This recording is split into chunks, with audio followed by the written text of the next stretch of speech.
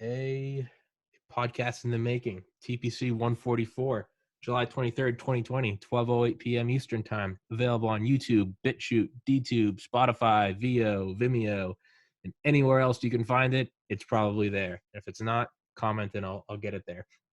Today's guest, Mr. Dwayne Hughes from Sandia National, or worked at Sandia. Introduce yourself. Don't let me butcher this. Okay, I'll try to do that. You can tell by my costume that I'm representing the National Museum of Nuclear Science and History. That's a mouthful. We're a national museum. There are only 38 in the country, and 30 of them are in Washington, D.C. So there's only about 8 of us scattered around the rest of the country. Museum's 51 years old.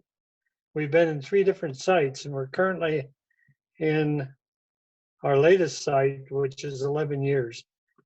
I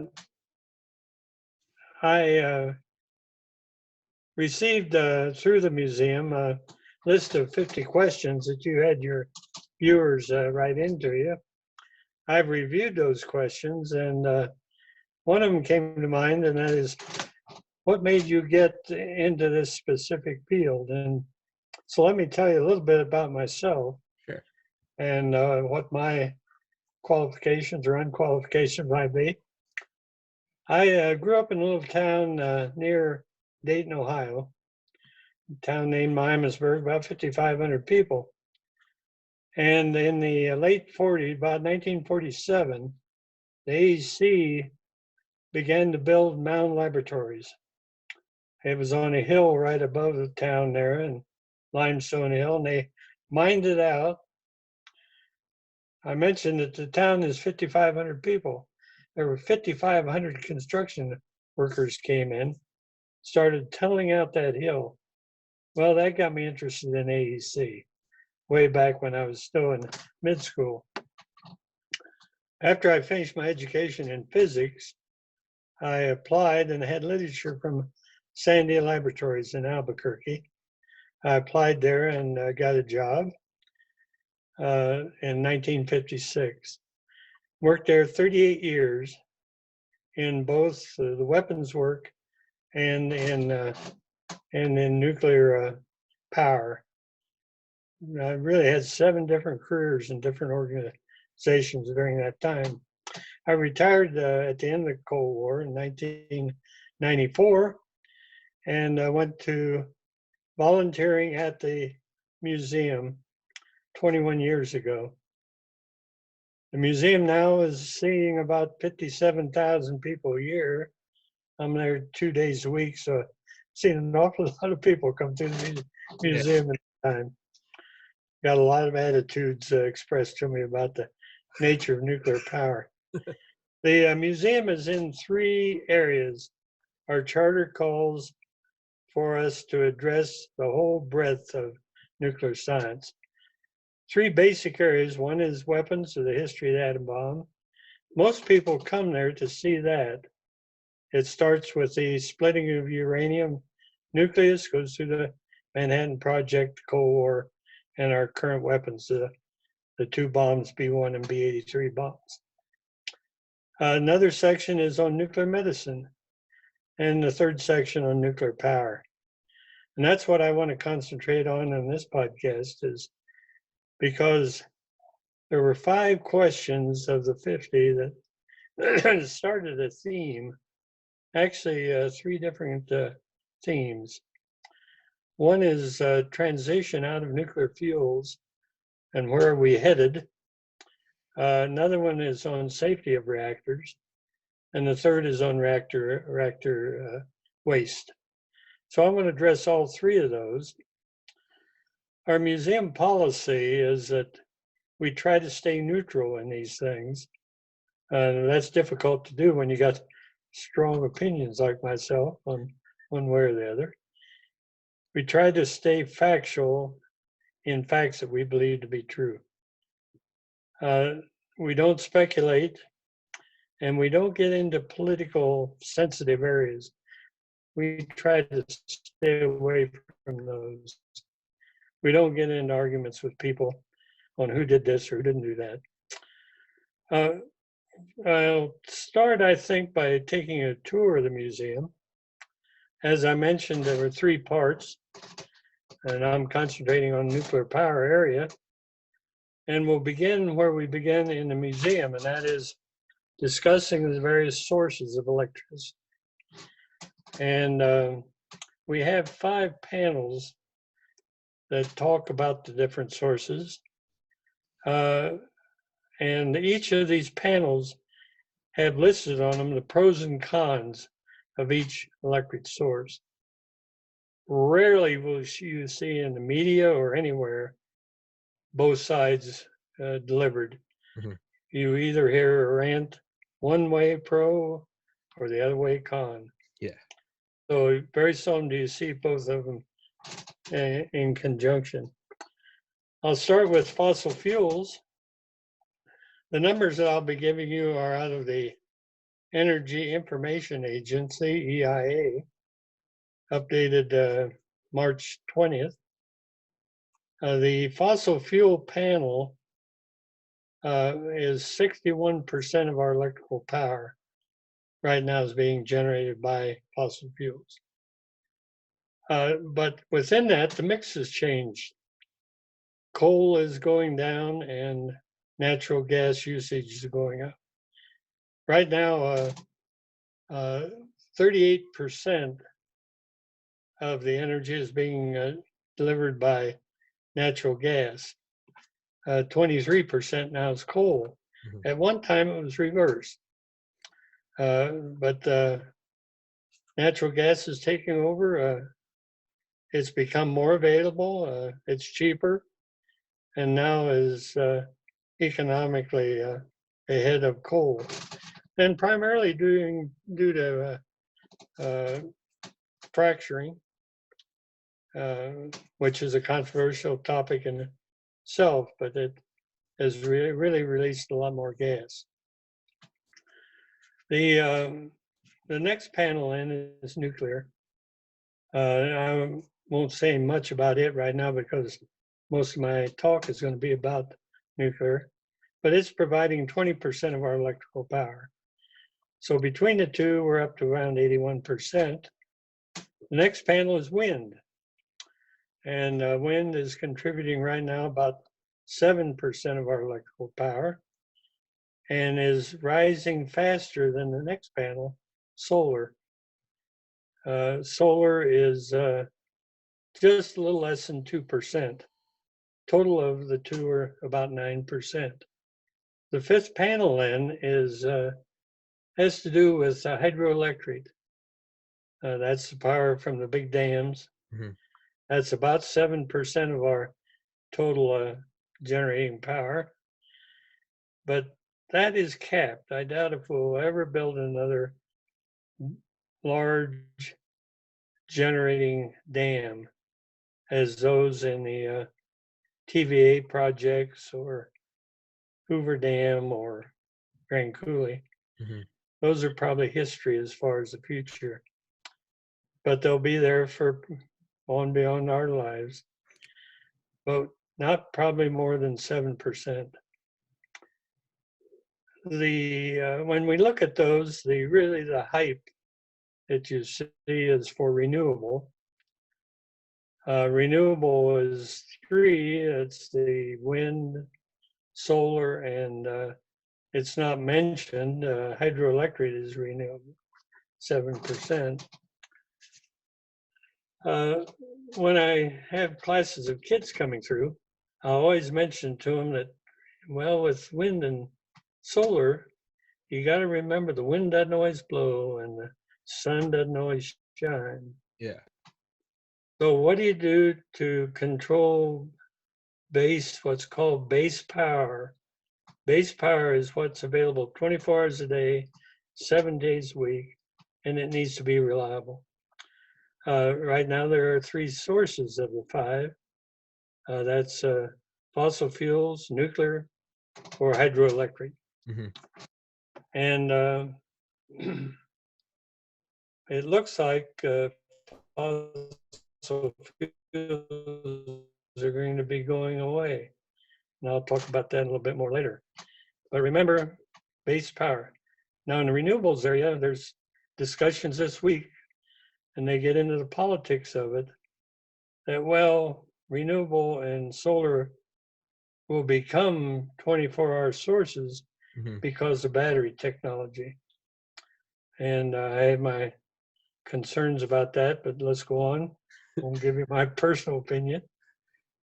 I've got to mention this, though.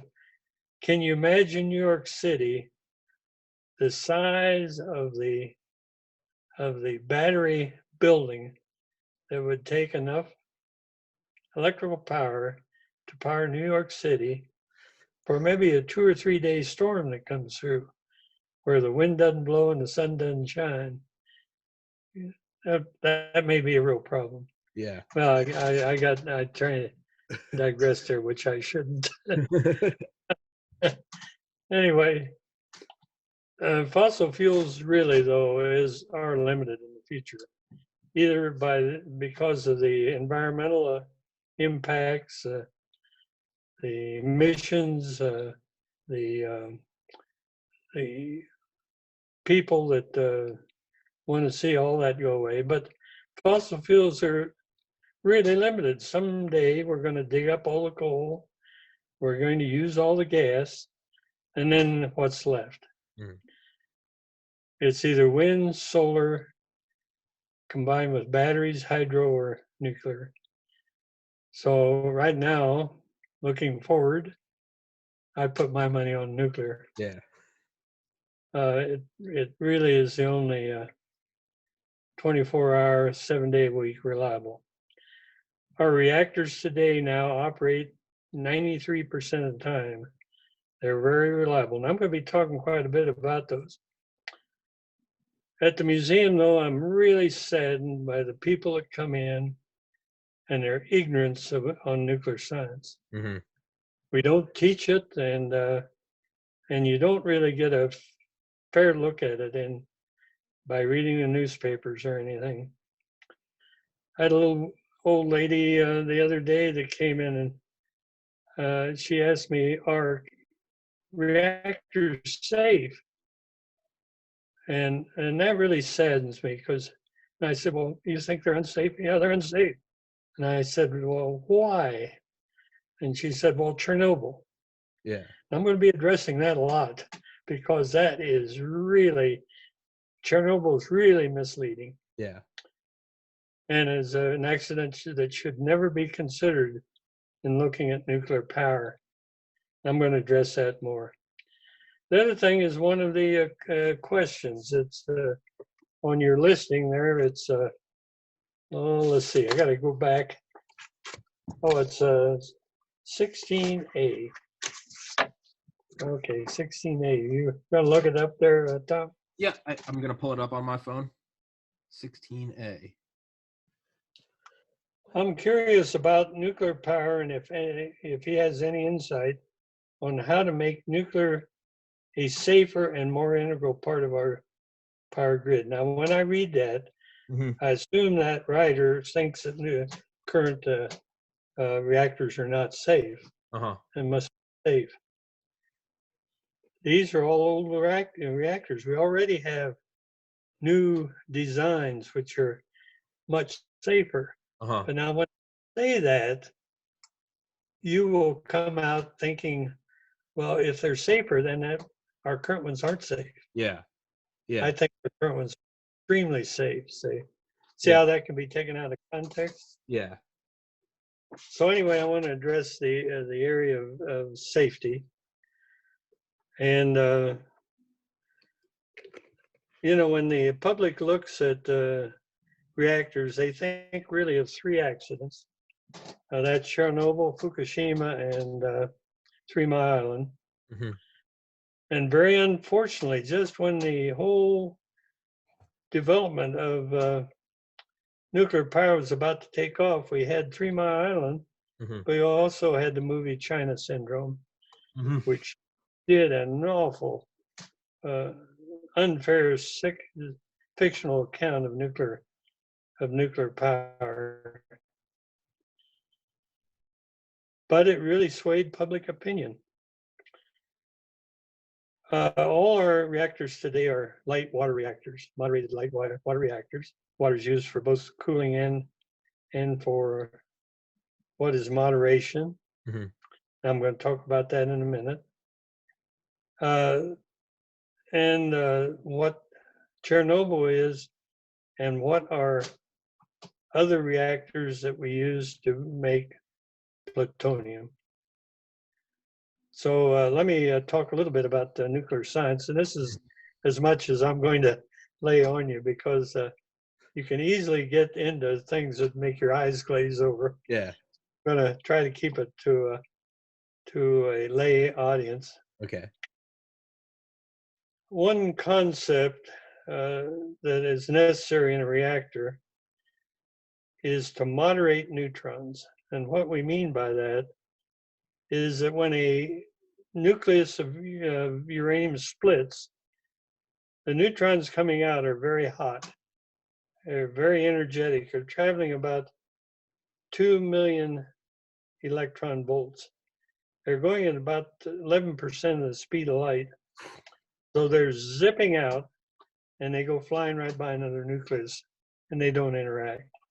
Somehow you got to slow those critters down. Uh-huh. And you do it by, like a pool table. You send them out and they bump into other nuclei. Hmm.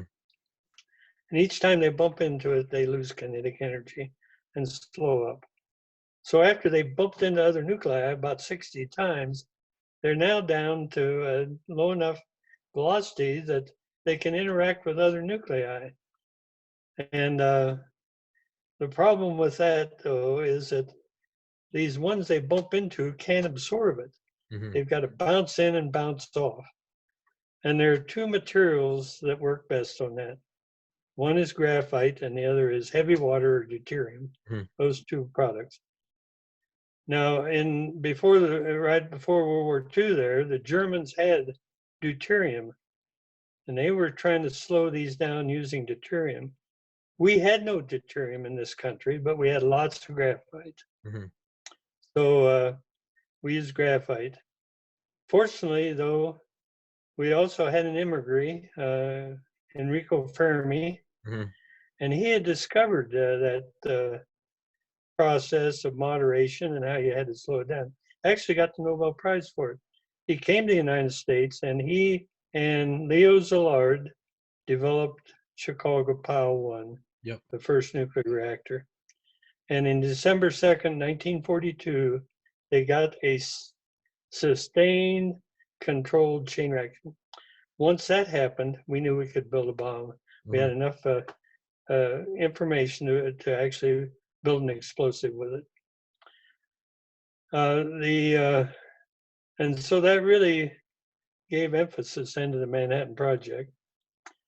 That CP1 reactor then was scaled up to a prototype at Oak Ridge called X10 reactor. And that produced the first pieces of plutonium. To split out the feasible part of uranium is extremely difficult. They're called isotopes. They're the same, they're the same atomic number, but different atomic weight. The fissionable part of uranium is only 0.7%. 99% is non-fissionable. One is 235 and 238, difference in weights. That's only 1% difference. So you got to figure out a way of separating those. Okay. We tried centrifuges, which is what we use today. Westinghouse tried to build one. We didn't have the materials, though. We didn't have the machining capability to build these modern centrifuges. So they set that aside and they went with two other concepts. One was electromagnetic separation, the other gaseous diffusion. I won't go into those. That'll glaze your eyes over. but there were two facilities built at Oak Ridge, one called Y12, the other K25, and one of the largest construction projects ever encountered. But they cranked away on uranium for 6 months and only had about enough uranium for fissionable uranium for one bomb. They knew that wouldn't work because the Japanese wouldn't give up on one bombing. But in the reactor, if you expose the uranium in a reactor, one of the daughter products is plutonium. You can take the plutonium out, you expose the rod, take the rod to a chemical laboratory, cut it up, and extract the plutonium out now chemically because it's a different element. It's instead of uranium at 92, it's now element 94. So you can do that. So we scaled up X10 at Oak Ridge, but then we had to get production level reactors, and those were done in Hanford, out in the east of Seattle. Built the big reactors out there, B reactor being the first, and that produced then enough plutonium for additional weapons. So anyway, those were graphite moderated reactors, all three of them. At about that same time, or a little later, well, it would be after, it's about after World War II ended, the Soviets also were using graphite reactors to make plutonium. And so they built one in more than one, I'm sure, in Ukraine, and they named it Chernobyl. Chernobyl was a graphite reactor and was being used both to produce plutonium for weapons and for producing electrical power. They used the excess power, put it on the grid, being used for two things. That was graphite. They had an experiment that they were conducting where they intentionally took the cooling water out to see what would happen. It got away from them and melted down. And that's the famous Chernobyl accident, which haunts us to today. Our reactors, and I'll talk a little bit later, have containment structures. I'll talk about that. I'll just set that up because they're very important in our current safety of our reactors. So right now, all ours are light water, like I say, either in designs that are pressure vessels or boiling water vessels, or they're deuterium. The only deuterium ones that are being built are in Canada, and they're called the CANDU series of reactors. We use water because it's much cheaper than deuterium. Deuterium is a very expensive material. Let me turn the page. I mentioned Chernobyl had no containment structure. Now, if you come to the museum, we have a cross-section of our confinement structures. It's 4 feet thick reinforced concrete. And we have a section in the museum that shows how large this vessel is, structure. In addition to that, there's several layers of steel too that confine them. That did not happen at Chernobyl. They built their reactor in a building that was designed to keep the weather out rather than keep any accident in. Talk a little bit about our current reactors because they're probably of greater prevalence than what most people think. As of now, we have 97 reactors operating in the States. And I saw just yesterday there are 34 now that have been retired. put on permanent retirement. But the 97 now are at 57 different sites. The biggest one being down west of Phoenix, the Palo Verde site. It has 3 reactors. Most of these reactors, though, were built in the late 60s, early 70s, before we had a moratorium on building them. So they're getting old. They were originally designed for about a 40-year life. They're now being extended and Band-Aids put on them. Most of them now are 60 years, but even at 60 years, by the year 2030, most of them will be being retired. And it's not because of the nuclear portion, it's because things just wear out. Mm-hmm. You got turbines, you got generators, you got plumbing, you got pumps. All these things eventually just wear out. Yeah. And it's no longer feasible to try to maintain them. The question then is, we have, well, there are also 438 reactors worldwide. A lot of them operating as long as ours. 438 reactors worldwide, 97 here, and they've been working all those years. Just think how many reactor years is involved there. Yeah. And we've had those 3 accidents, and one of them, Chernobyl, shouldn't even be considered because there are no graphite reactors now. Yeah.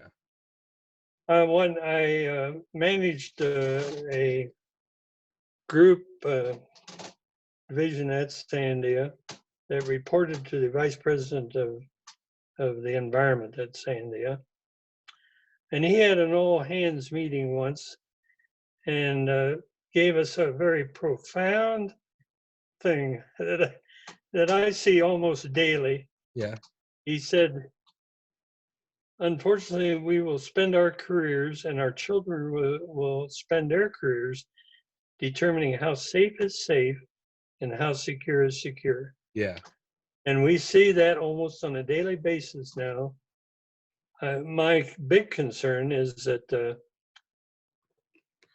society seems to be tending towards zero risk.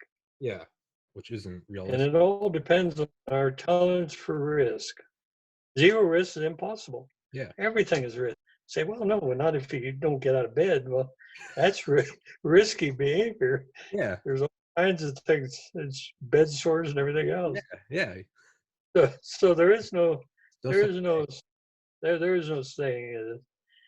But what are tolerance for risks? And in reactor now, right now, your risk, if you live within 1 mile of a reactor, your risk of dying from an accident at that reactor is 1 in a million per year.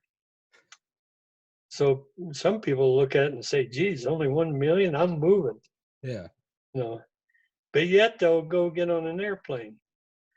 Yeah. And they say, well, I got to fly because, I got to get there, but I'm scared of it. Yeah. Well, and we see this on the 737 MAX. Yeah. The boat. Yeah. Are people going to fly it after it comes back? Yeah. Are they going to be scared of it? Let's look at some of the numbers there. This is FAA, and you can go to FAA and get all kinds. They've got bushels of data thing. But there are 44,600 flights per day domestically in the U.S. They're carrying 2.7 million passengers per day. When can you remember that our last accident that killed somebody in the air? Exactly. We're getting what? That's what I was gonna say. That makes perfect sense because think of how frequent car accidents are. They don't make the news because they happen every day, everywhere. Planes, it happens so infrequently that it's news. Same thing with nuclear reactors. Yeah. Bad things are news. Yeah. Okay. And you led me to my best next. Well, okay, I'm not going to fly. I'm going to drive. Yeah. So let's say I'm driving from Albuquerque to Dallas, and not realizing because I'm afraid to fly, my risk of dying in a car accident is 750 times greater than flying. And so when you see that number, you say, well, maybe I better fly. Yeah. But anyway, Yeah. and it all depends on our tolerance for risk. Well, one of the links that one of your viewers was to, let's see, where was it? It's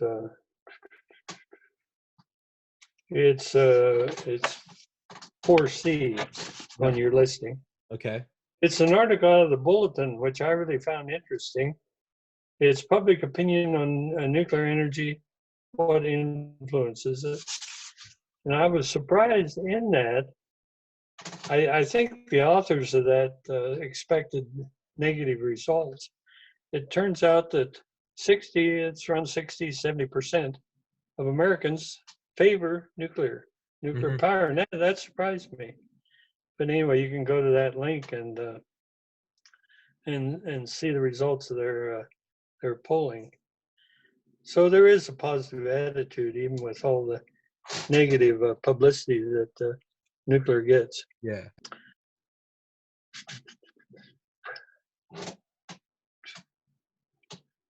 All our current reactors are what's called Generation 2.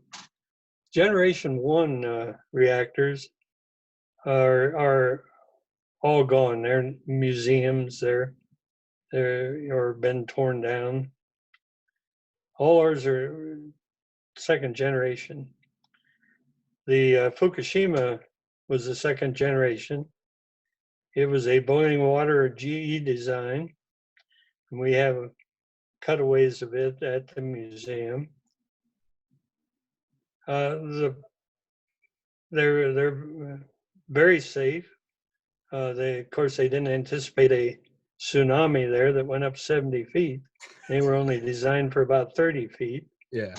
Well, wipe things out. Yeah.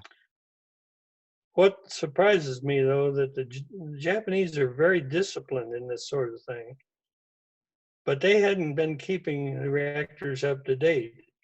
Fortunately, in the United States, we have the Nuclear Regulatory Commission, NRC, that imposes if you have one problem at one reactor, all reactors have to be analyzed for that problem and corrected.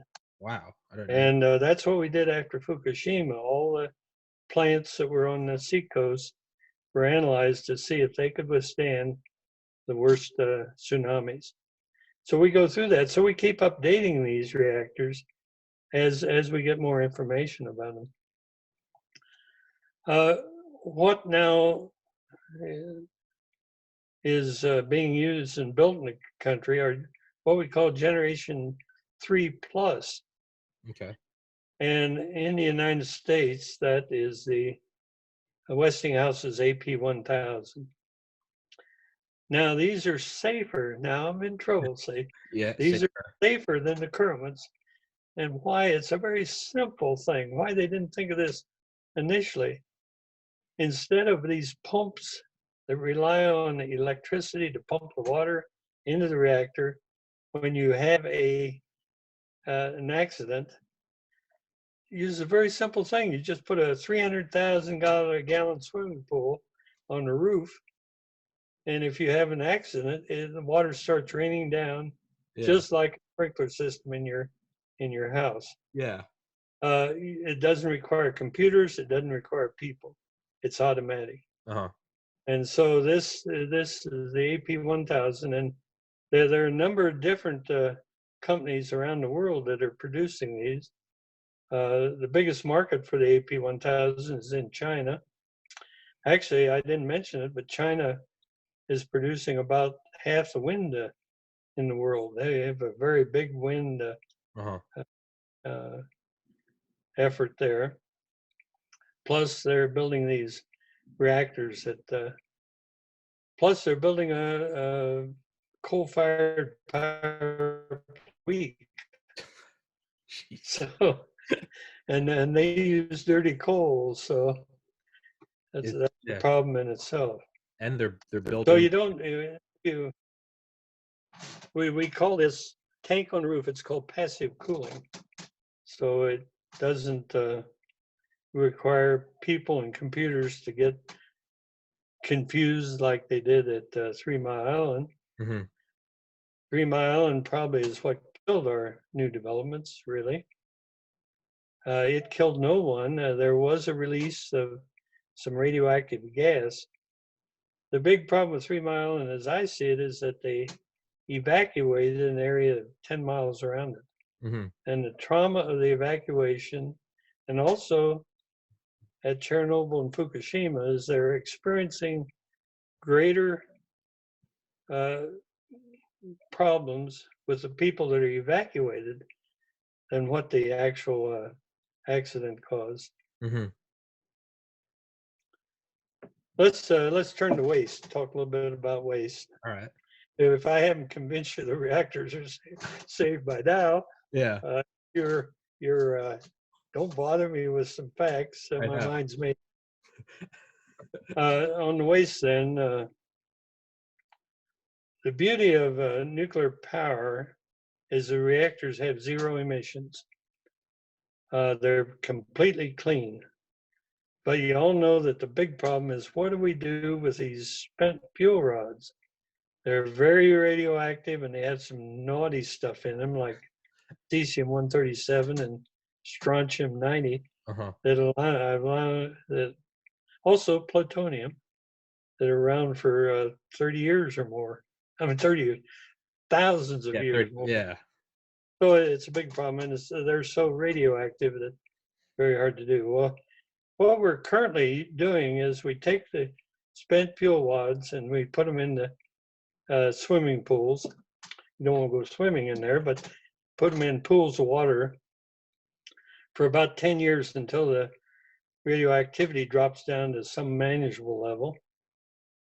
A beauty of half-lives of the radioactive elements is that the more radiation they give out, uh, because they're faster decaying, it drops off very quickly. Mhm. But you still have the long-lived ones that are still a danger. You put it in water for about 10 years, and it drops down. Then you take it out and you put it into what's called dry storage. These are dry casts that are stored above ground. And that's what's happening now.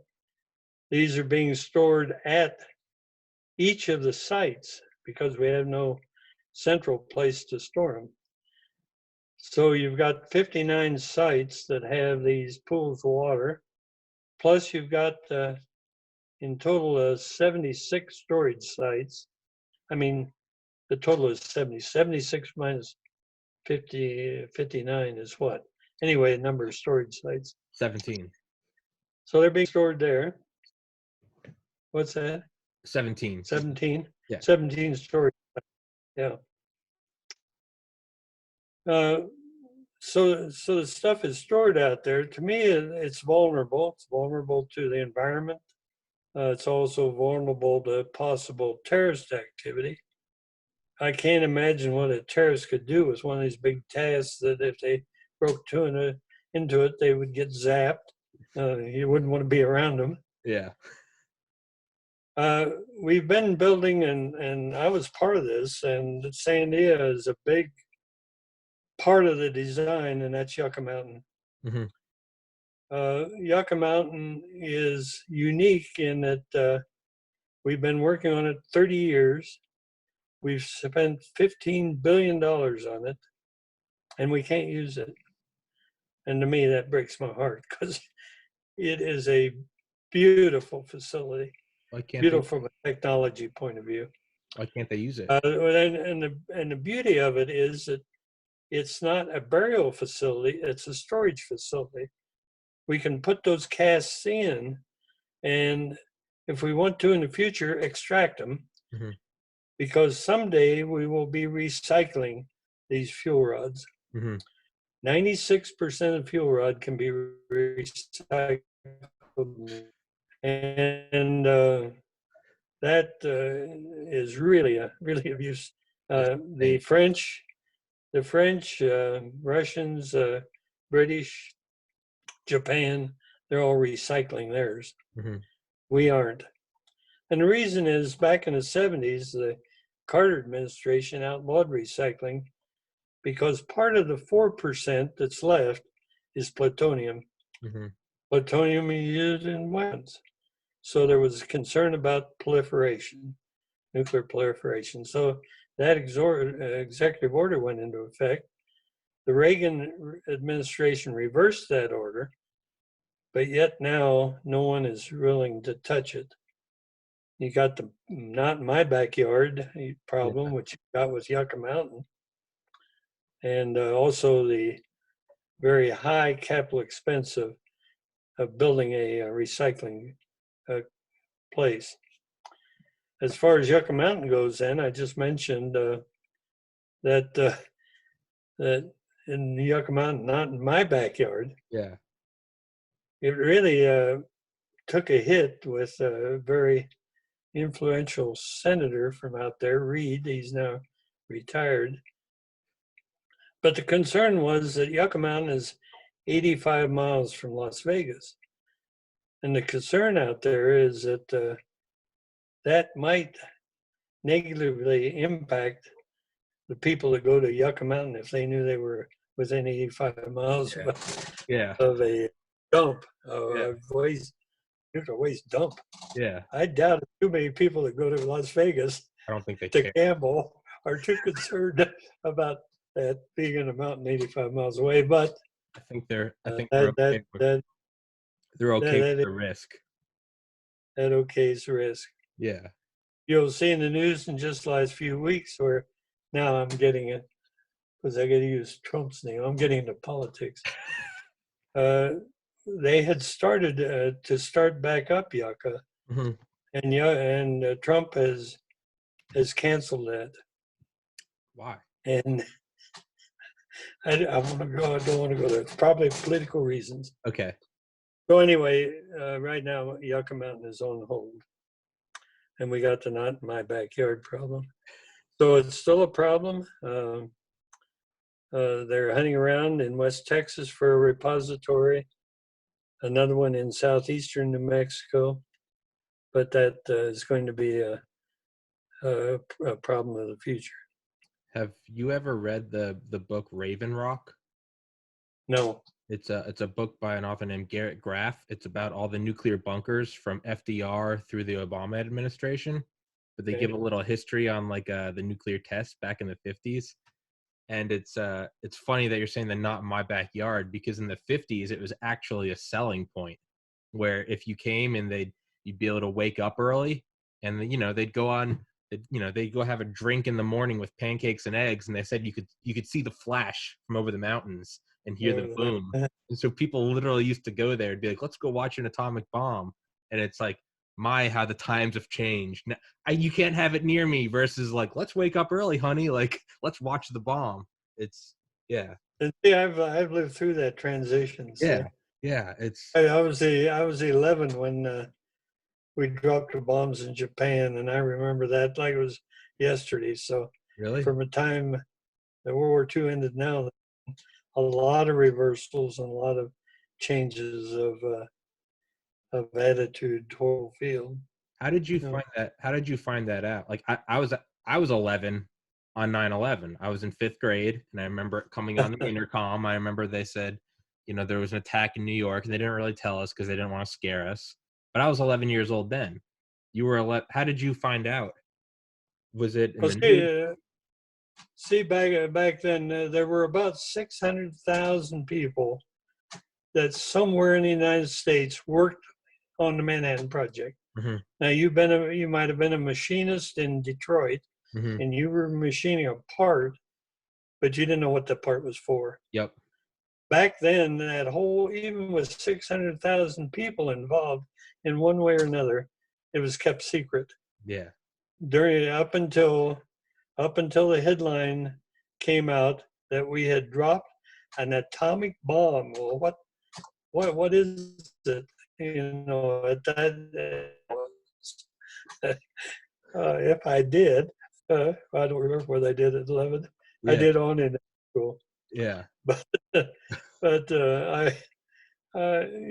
that was just, and well, we heard the atom bomb and it's going to end the war. Uh-huh.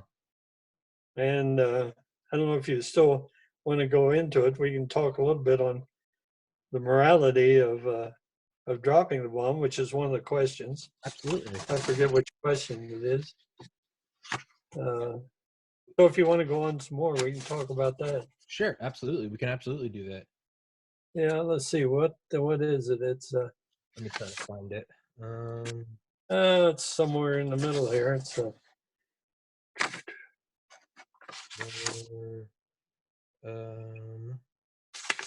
it's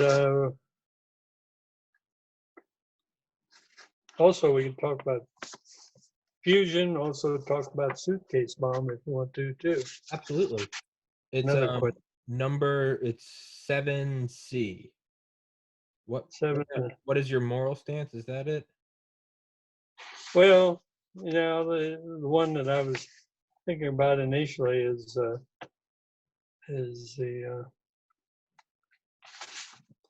Give me 1 second. no, it I had have to do with it had to do with see, I thought I'd marked it. Anyway, it had to do with dropping the bomb and the explanation of that on the dropping of the bomb. Okay, give me 1 second, Mr. Hughes. I'm gonna grab my iPad because I have it on there. Okay.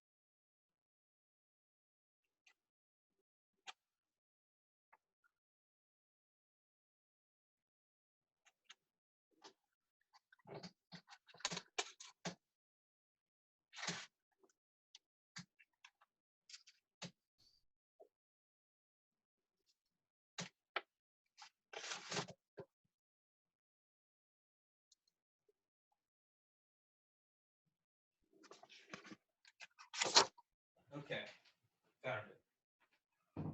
Number 11. Is that an obvious question? What is his opinion of the Nagasaki Hiroshima bombings? Yeah, yeah. Yeah. Yeah, we addressed that in the museum. The arguments on dropping the bomb. Mhm. There were a number of different scenarios considered. One was to drop it on an unoccupied island. Another was to warn the population of a particular city and then give them time to get out of there and drop it there. Another one then is, and the one that was used was drop it on a occupied city Mhm. and with no advance notice. Mhm. The problem with telling and giving, say, 48 hours notice that we're going to bomb your city Yeah. is that there were 500,000 Allied prisoners, 150,000 American prisoners in Japan. Mhm. And they knew that once that was announced, they would just railroad our prisoners down into that area Oh yeah. so that we would be bombing our own people. So that one was set aside. The other one will take a bunch of diplomats out and to an unoccupied island and demonstrate it over the island. The problem there is that wonder if you did that and it didn't work. Yeah. I've said that before on this podcast. Is we had enough fissile material for Trinity, for Nagasaki, Hiroshima, and there was one more, a core that wasn't used. That's only 4. You use 1 to test. Yeah. What happens if you bring 1 out? Plutonium for. Yeah. We were producing enough. We were producing enough plutonium there for 1 bomb drop a week. Oh, okay. Next drop was scheduled for September 17th. See, no, I'm sorry, August the 17th. Kokura? Anyway, we had enough plutonium. Oh, I didn't know that. Okay. Yeah, we had at that time. That's why we tested the plutonium bomb, is we had enough to test it, but that gets over into another PowerPoint presentation that I give on taking the atom bomb to war. Yeah. So But Truman had to make the decision on whether to drop the bomb. And the argument that I feel most strongly about and in favor of is that Secretary Stimson was Secretary of War. Mm-hmm. And he told Truman that, he said, "Mr. President, what will you tell the American public in your impeachment hearing Yep. in a couple of years if you had a bomb that could have ended the war and you chose not to use it, and we suffered 1 million casualties as a result?" Yep. Put yourself in that spot, and to me, it's a no-brainer. Oh yeah. We say in warfare, there's no black and whites. It seems like we don't have any black and whites to any middle ground today, and a lot of discussions, things are black and white. But there are different areas of gray, so you're in a position of picking the less of 2 evils. Yeah. The one you pick might be evil in itself, but it's less evil than the other evil. Yeah. I mean, my dad's dad was being shipped over for the mainland invasion. And obviously he didn't goodbye. You wouldn't be here today. I wouldn't be here. That's the thing I always say is I have to argue for it. I wouldn't be. He was 18. He was cannon fodder. He would have been right in there. Done. It's well. Let me tell you why I think it was the best alternative. Okay. We were estimating about 1 million casualties if we invaded the homeland. Mm-hmm. What we didn't know and what we underestimated was their year-end capability. There are those that say, well, they were about to give up. No way would the Army give up. We saw that in Iwo Jima and Chernobyl. They fought down to the last man. My best friend just died about 10 years ago, and he was on the train from Europe to ship out of California. And everyone on the train said that once they left the coast of California, they'd never see the U.S. again. Mm-hmm. And he told me that several times over the years. Also, just before we closed the museum for the pandemic, a woman came in and she told me that story, that her grandfather was convinced that had he was in the Navy, would have been in the flotilla, that he would not come back. Mm-hmm. So one thing to do is to, if you have a person that is anti-bomb, anti-nuke, ask them if they had any relative, father or grandfather, that was in a combat unit, either in the Army, Navy, or Marines. And if they were, they would not come back. No. Now, the reason I say that is we had been fighting the Japanese at the various islands up through the Marianas and everything. In those islands, we were not fighting the Japanese best troops. We were fighting what you might call a National Guard, second order troops. Weren't the Imperial Guards or anything. And we always outnumbered them 2 or 3 to 1 when we invaded the island. We thought that the Japanese Air Force had been decimated, that they probably only had 2,000 aircraft left. They probably had no pilots. And their army was probably down to nothing. Or there was and I read the general's report on what the capabilities were. They had held back 1.7 million of their top troops. And we thought they were pretty well all gone to defend the homeland. They had been building aircraft. We thought they had about 2,000 aircraft. They'd been building kamikaze aircraft and hiding them. They had 12,500 kamikaze aircraft. We thought they had no pilots, but they were training pilots, very simple training. All you had to do is train them to take off and fly. You didn't have to train them to land. Yep. Because they're good.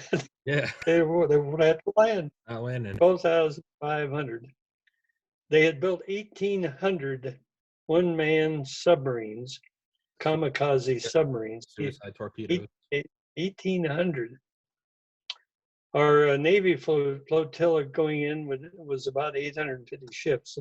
This is the Olympia campaign, and it would be in several waves. We hear numbers like 850,000 troops going in. We had all these ships out there. From our experience at Okinawa, these kamikaze dive bombers were very effective. We lost a lot of Navy ships and personnel there. That would have been catastrophic. The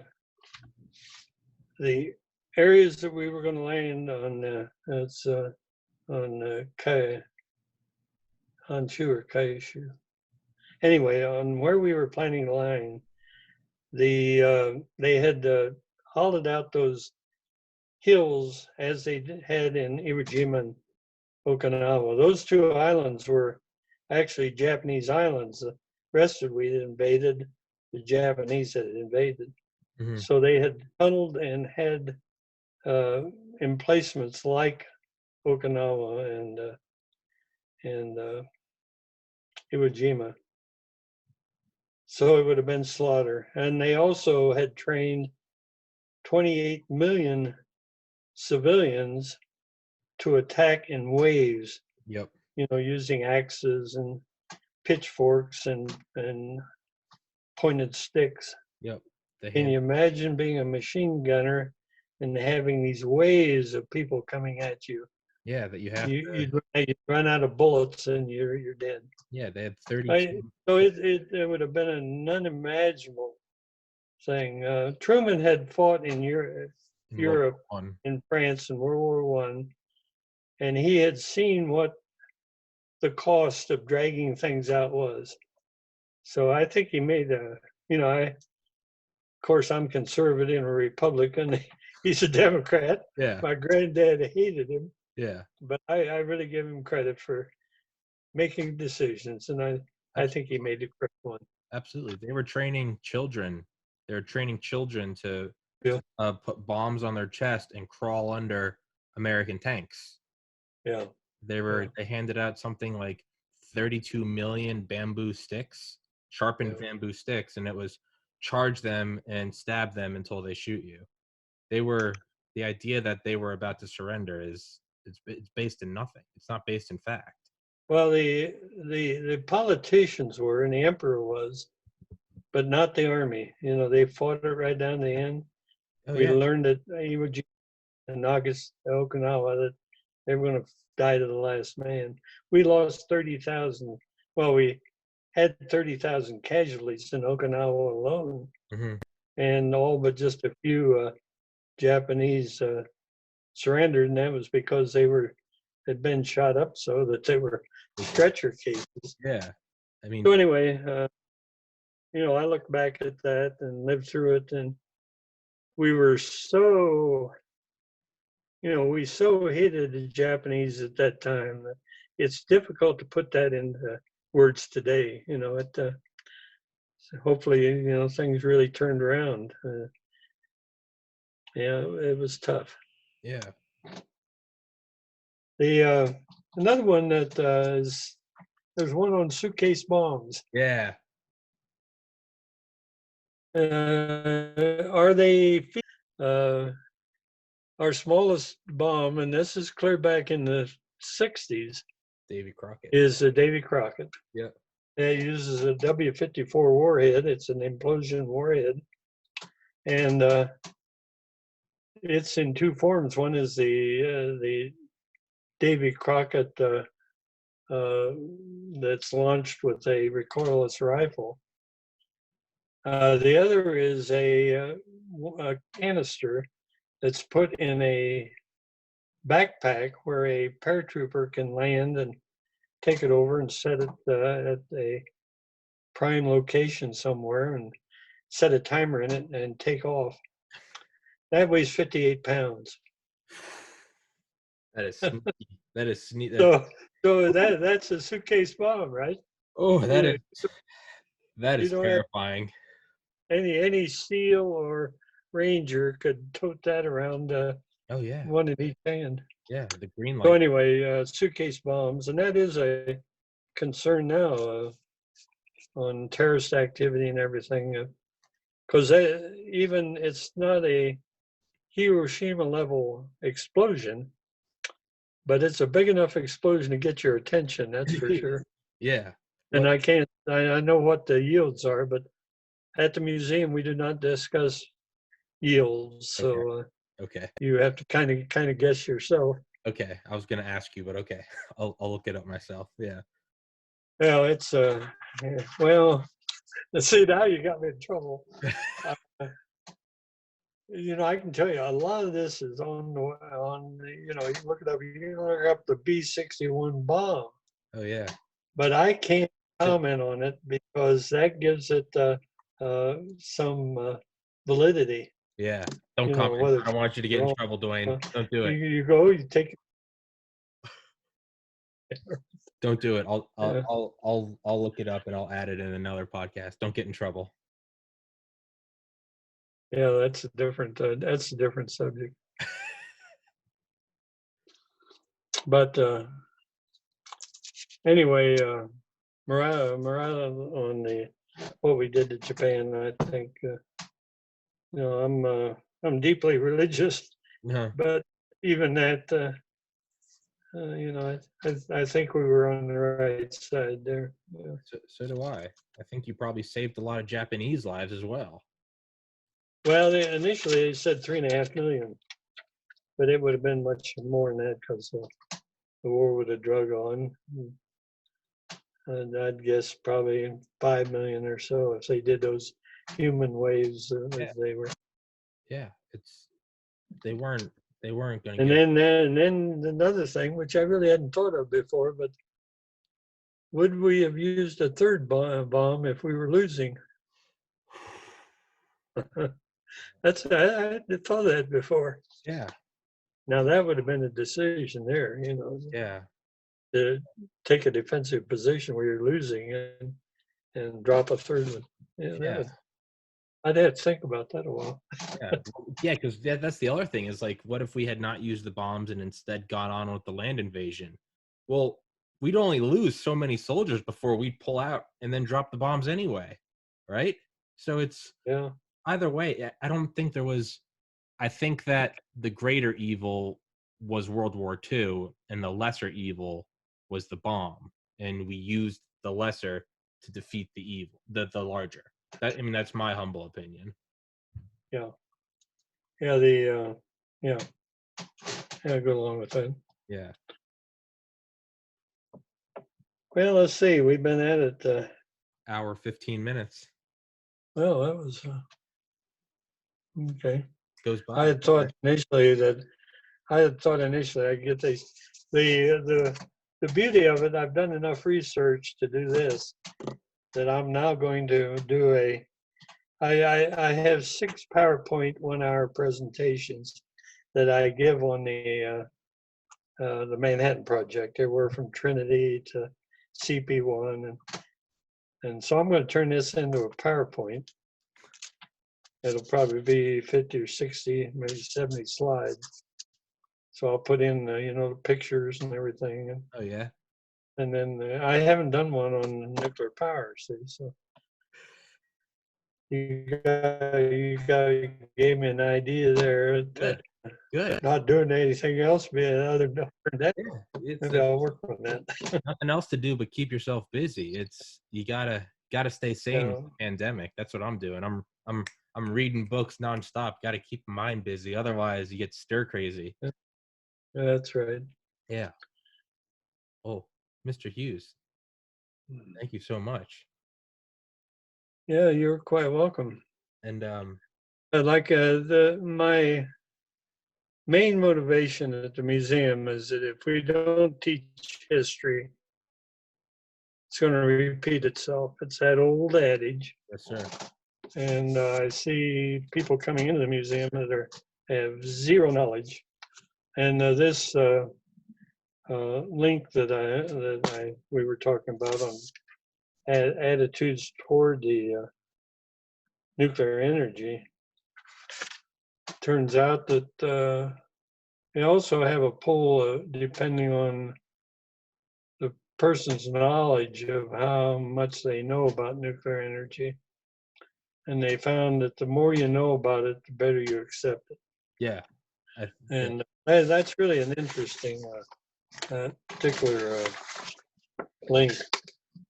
I don't know, maybe you want to send out to the readers. And that is, it's in 4C there. It's at Okay. the bulletin. Okay. Really, that's really a good piece of information there. Okay. I'll put that. If you might look up that bulletin there Okay. and read that. It's well done. Yeah. I think you're right. And surprising. Well, because the more you read, well, it starts to become obvious that none of these things are perfect, but you start to realize that one of them is a lot less imperfect than the others, especially with climate change, with natural resource competition and scarcity. It starts to become very clear. You're like, oh, nuclear is the choice. You're right. Well, the pro and cons of each source of electricity that I talked about. Uh-huh. There is no silver bullet. No. Our position at the museum is we need to maximize the use of all energy sources to meet our future needs. Yes, sir. Right now, that includes fossil fuels. Yeah. Hmm. Yeah. It's In fact, I was going to say that back and I forgot to say that. So you until can take that and plug it into my okay. talk. Appropriate. Until we figure out fusion seems to be Okay, that's another question. Yeah. Okay, Yeah. because I worked on fusion. Oh, you did? One of my high-fluting titles of one of my 7 careers was I was executive assistant to the vice president of research. Okay. Oh, wow. And that was back during the Reagan administration. Okay. And we were doing Star Wars. We had all Mhm. kinds of wild things on Star Wars. But we also then was developing ICF, inertial confinement fusion. Yep. That's one of 3 fusion attempts. One is tokamak, which is Russian, that is developed here in this country by Princeton. The other is by laser, and that's out at Lawrence Livermore. Laser, and the third then is the confinement. Mm-hmm. Well, in fusion, what they're attempting to do is take a pellet of deuterium and hitting it with such a energetic force, and you do that with lasers, or at Sandia, you're doing them with electron beams, Mm-hmm. and you're putting terawatts of electrons down onto a pea-sized piece of deuterium or something, trying to get it to fuse. Mm-hmm. The fusion we're talking about is trying to duplicate the internal makings of the sun. Yeah. And tokamak is a toroidal vessel that gets like a cyclotron. Mm-hmm. It gets everything moving so fast in there and everything, it becomes a plasma. The problem with what you create is so hot that you can't find anything to contain it because it melts it. Yeah. So how do you contain it? How do you contain the And back when I worked as that was in the mid 80s. and we were tracking up toward break even and making pretty good progress. And the thought then was have break even or have more output than we put into it Mm-hmm. in 30 years. Mm-hmm. That was the mid 80s. Yeah. It's always, Now when you ask, it's 100 years. yeah. It's 100 years we'll have it. yeah. Okay. Yeah. Uh, the problem that I see is that we've got to discover a whole new technology that we know nothing about right now. Mm-hmm. It's kind of like an interesting area that I see is we only know about 10% of the mass of the universe. Mm-hmm. Where's the 90%? Is it Yeah. Dark dark energy, dark energy, matter. Yeah. Yeah. dark mass? Yeah. It's Yeah, you're frozen up again. oh yeah, sorry, the internet's getting choppy. So then it's I don't we'll see. We've gotten with ICF, we've gotten up to break even. Mm-hmm. Where instantaneously in like a trillionth of a second we equal what was input. Yeah. And those are terawatt levels of energy. But it's you got to figure out, well, now I did that once, I can reload everything and do it maybe once a day, Yeah. but how am I going to have enough ammunition going through Yeah. that it can continuously develop a commercial power? Yeah. And that is a daunting engineering task, and Yeah. one that's evaded us so far. Yeah. So my humble opinion is that we'll never see fusion. They saw cold fusion up in Utah at the University of Utah, Pons and Fleischmann. and when that came out, we had at San Diego when I worked there, and now that it was 7,000 employees. We had 2,200 PhDs, and that's about what we have today. And all of them in that field headed their labs to try to duplicate that experiment. So it was determined it was a instrumentation problem and not a real fact. Yeah. But anyway, it's It's there's a saying I thought you might think is funny, and it's fusion is always 40 years away because that's the length of a career. You got to keep it on the table so that you can justify your salary. yeah. Yeah, and then once you Oh, retire, also, kick it away. and you're seeing it now is that each generation has to relearn the Mm-hmm. problems of the past, and that is, if you don't teach history, it's going to repeat. Why in the pandemic now? Why didn't we remember the lessons of the 1918 flu pandemic? Exactly right. I'm sure there's a group of people that said, we'll never let this happen again. Here's what we're going to do. We're going to have all this stuff in storage, and if it comes again, we can hit it hard. Those people died. Yep. And When I started in '56 at Sandia, and I was young, the youngest one in the groups, because most of the people working at Sandia on weapons were ex-World War II or Korean War veterans. Okay, mm-hmm. and so they came in. They were older than I was. I was the youngest in the groups, and they began to retire. And the concern was, well, when they retire, the technology will go with them because you never have enough documentation Mm-hmm. to relive that. Mm-hmm. And so there was a concern that these young master's degree people that were coming in never felt the heat of the flesh on their face. Yeah. And until you witness that, you don't know what you're doing. Yeah. You don't know what you're building. Yeah. So there was great concern of guys that were retiring, knowing that they're leaving that legacy. And we see that over and over again, that just goes away Yeah. because we don't study history. Yeah. I wish we in school, but I guess there are more things like basket weaving or something is more important or something. Yeah. Oh, Oh, one thing I forgot to oh, tell sure, you, sure. and this start recording again. We'll put this back Okay. in the. I want to show you the power of of, of nuclear energy. Mm-hmm. I have here, and I'll show you. See if you can see it. Let's see where. Yeah, there it Yeah, is. I can see it. Again, you see it? Yep. See right there? That's a fuel pellet. It's actually plastic, but that's a replica of a fuel pellet. Okay. Okay, now I don't know, you're reading this backwards. Mm-hmm. Okay.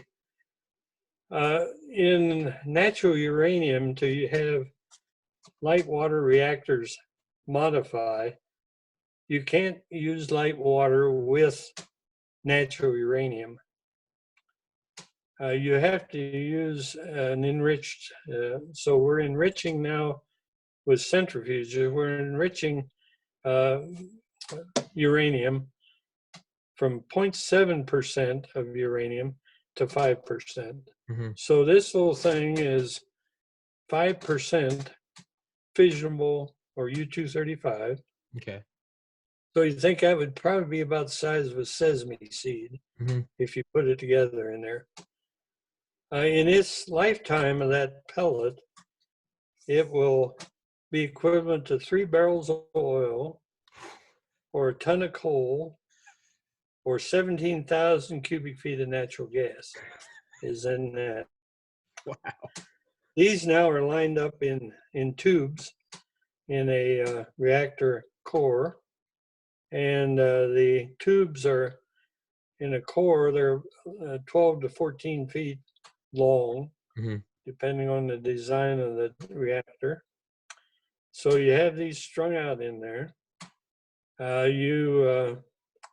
In a reactor core, you have a 16 or 1700 rods. So you multiply this times the length, Mm-hmm. and 1600. I did the calculation of this in a 12-foot rod, 1600 rods, and you get about 340,000 of these Okay. in one. That builds in, and then I've got it here. This is by the American Nuclear Society. An 1,150 megawatt nuclear power plant can save 3,358,000 tons of coal per year in one reactor. In one So reactor. I'd like for you to put that in. I forgot Oh yeah, sure, sure. to put that in. Okay. That is crazy. It produces 8 billion kilowatt hours of electricity, enough to serve all the electrical power needs of a city of 684,000 people. That's one reactor. And we can't build them. That's, And we can't build them anymore. Yeah. you know, It's so that's what. Now, if you convert that over to wind turbines, wind turbine, the older varieties are about 1.5 megawatts. The bigger ones now are 2.5 megawatts. If you take the wind turbines at 1.5 megawatts, it takes 700 and some turbines to produce the energy of one reactor. Or if you take a big 250, 2.5 megawatt, it takes about, I think, 430 or something. I've done the division, but you think 700 wind turbines out there it's insane. and land it takes and all. And we're not Anyway, building reactors. yeah. That is we should That, be well, and we should be. Let me talk about the energy in a sure. bomb. Sure. In this sack of sweet and low is 1 gram of matter. Hold on, I can't see it. Bring it closer to the camera. Okay. Still can't see it. Hmm. Oh, there we go. There we go. Yeah, I'm right here. Okay. Well, it's a little is why. Yeah. That's the pink sweet and low. Yeah. In it is 1 gram. Okay. If I could take all that mass and convert to energy, you got that famous formula. What is it? E equals Einstein's MC squared. formula. E equals MC squared.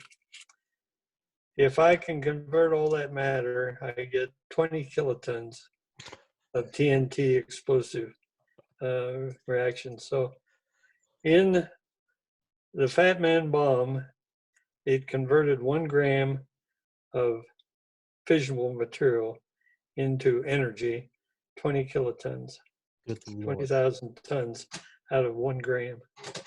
Good So that's the multiplier. And the speed of light is squared is just non-intuitive. It's such a 180,000 big number. a second squared. Yeah, it's Yeah.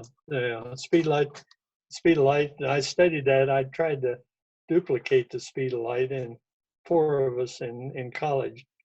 It's a difficult thing to do, but it's 3 times 10 to the 8 meters per second. Well, yeah. 10 to 8 meters is a long way. Yeah, it's 670 million miles an hour. Yeah, something like that. Yeah, Yeah, it's fun to do some of the arithmetic. Yeah. Okay, well, anything else? You questions? Or I'm glad you brought up a few of those afterthoughts because I had these and forgot to use them. Do you think that we will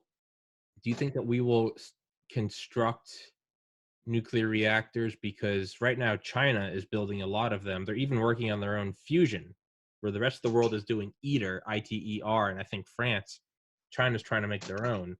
Do you think the threat of a Chinese rise in nuclear power, do you think that would lead us to start constructing again? I don't think somewhere along the line, I don't think we'll allow China to dominate, I hope. and whether to dominate us. Yeah. So that gets very, well, it's the news daily or if not hourly, Yeah.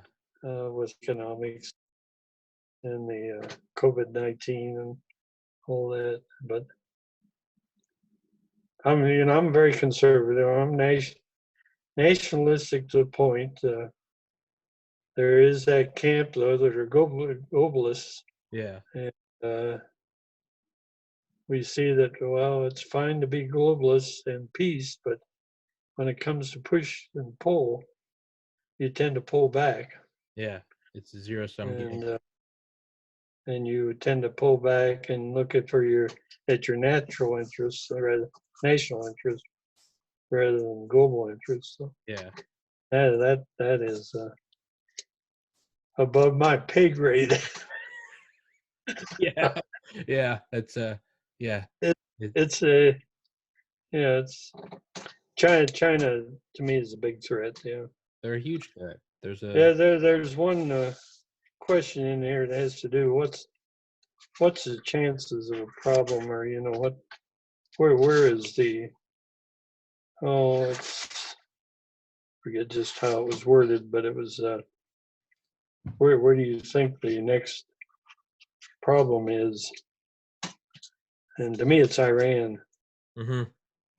to cause, and that's because that whole thing is, it's religious fervor.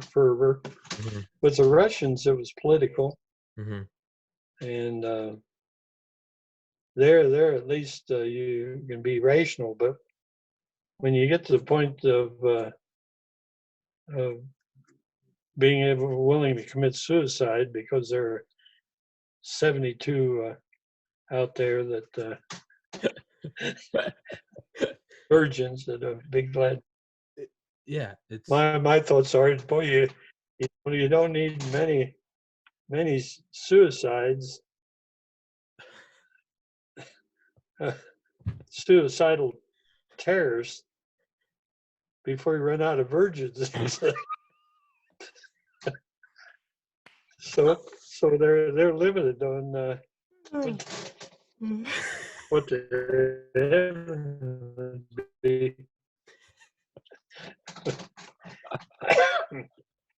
Yeah, it's the global threat. Global threat is Yeah.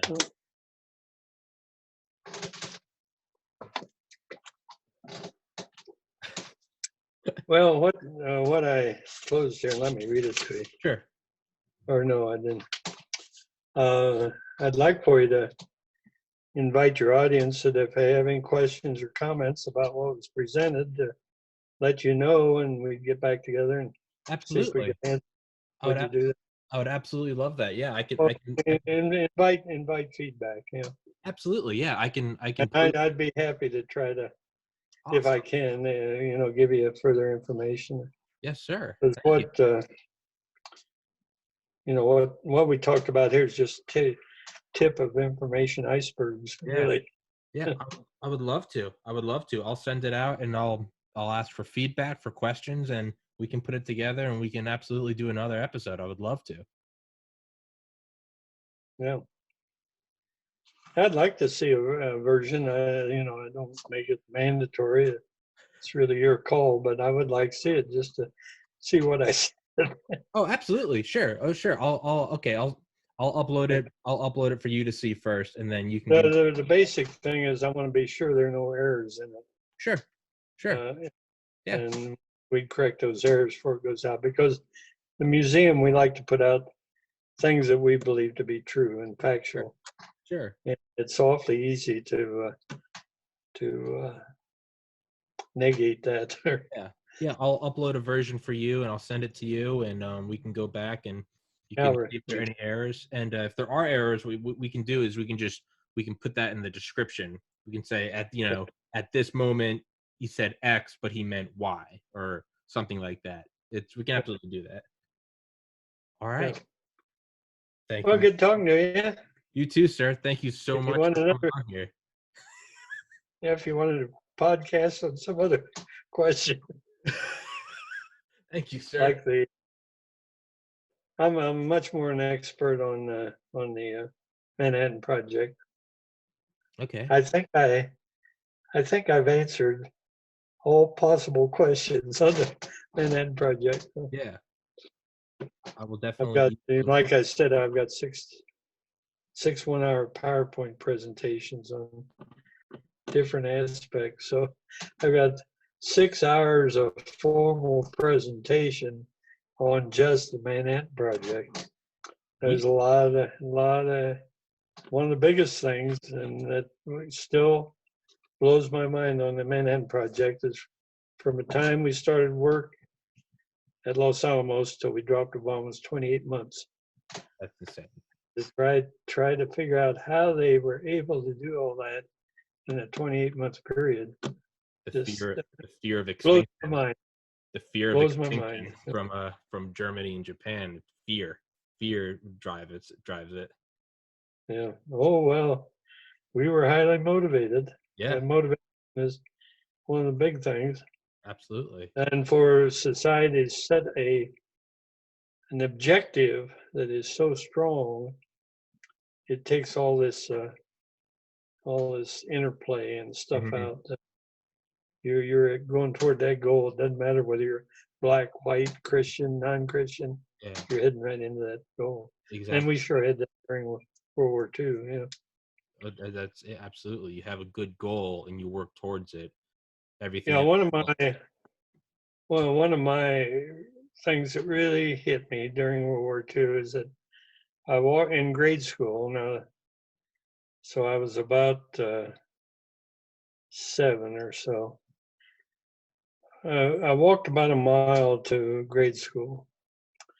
And in Miamisburg, the houses were right down against the walk. You had the house, walk, and then what's called the devil strip, a little strip of grass, and then the street. Mm-hmm. So you walked right by the house, and if you had someone in the family, in the household, in the military, the mother's got a blue star, and that's where the blue star mothers come from. Mm-hmm. And so there were a number of houses along there that at the start of the war had these blue stars. As the war progresses, those became gold stars. Gold stars, the person was killed. And boy, that was Wow. makes me tear up to today. Yeah. Yep. Yeah. Okay. Okay. Yeah. We'll wrap. Yeah. I think it's completely fine to tear up about that. It's very real. Just because Oh, it's in the past, just because the pictures are black and white, it doesn't make it any less real. It's very real. boy. My great uncle passed away several years ago. He was 18 years old on D-Day, storming Omaha Beach, survived and was in the FBI for 50 years.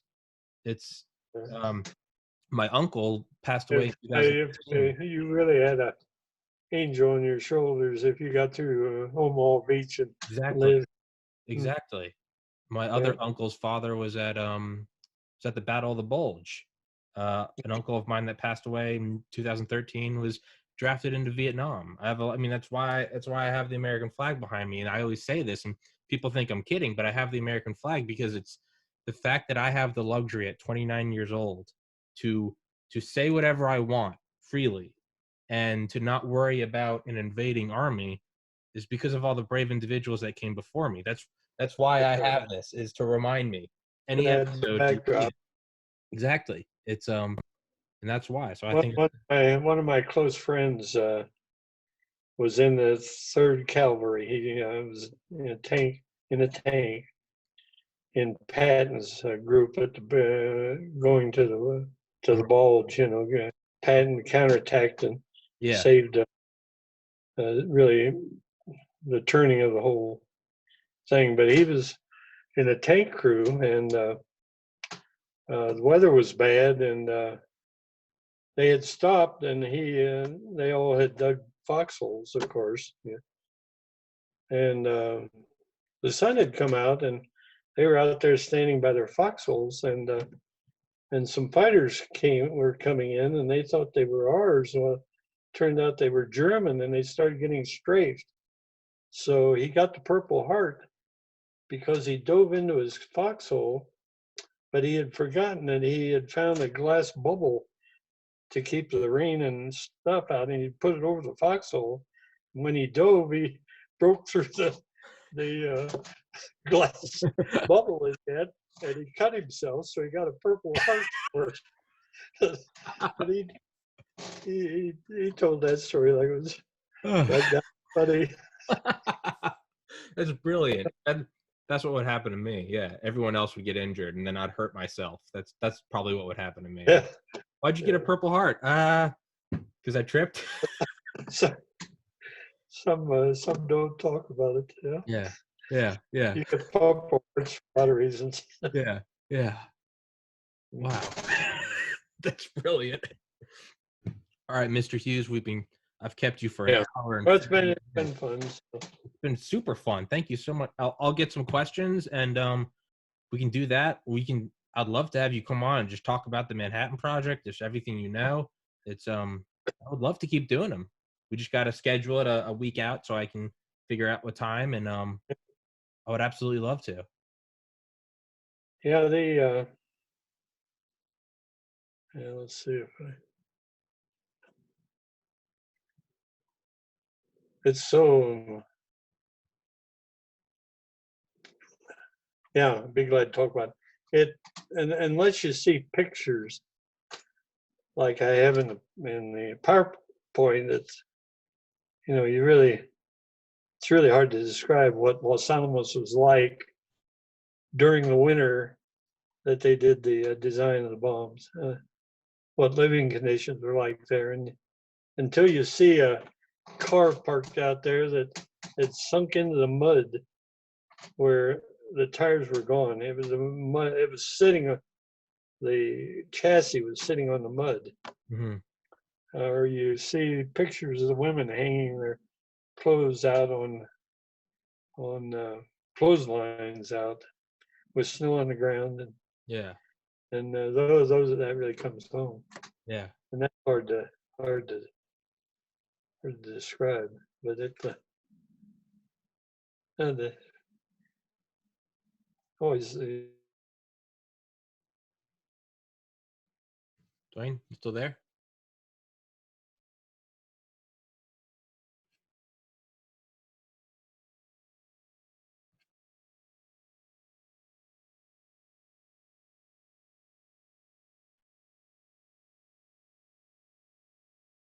Dwayne?